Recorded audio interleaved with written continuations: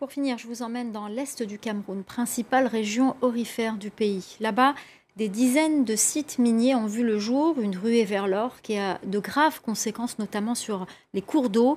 Parmi les victimes de cette pollution, les rares colonies d'hippopotames que compte encore le pays. Reportage de Tony Menga, Stéphane Noah et Simon Batoum.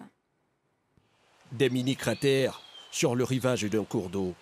Un des nombreux sites miniers dédiés à l'exploitation aurifère le long du fleuve Kadéi, qui abrite une des dernières colonies d'hippopotames de l'Est Cameroun.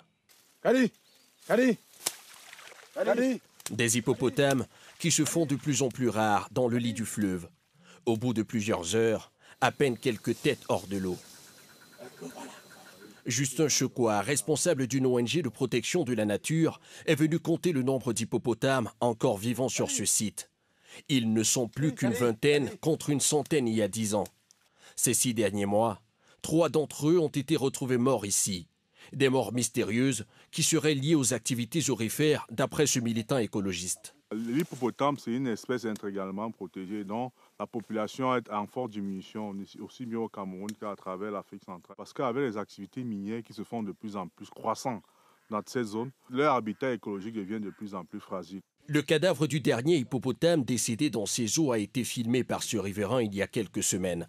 Et ces morts suspectes inquiètent toute la communauté. On se sent mal à l'aise puisque si les hippopotames là, continuent toujours à mourir comme ça, là, même nos petits frères, nos petits-fils, même nos fils là, n'auront plus le temps de voir les hippopotames.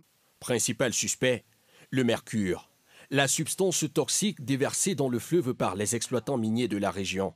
Justin procède régulièrement à l'analyse de la qualité de l'eau, une eau de plus en plus trouble qui détruit l'habitat naturel de la faune aquatique. La turbidité de cette eau est très élevée et donc qui n'est pas propice notamment aux poissons et même aux hippopotames qui sont là. On peut voir des huiles qui traînent sur ces eaux-là. Et ces huiles-là sont des lubrifiants. Toutes ces activités concourent à la dégradation de cette eau.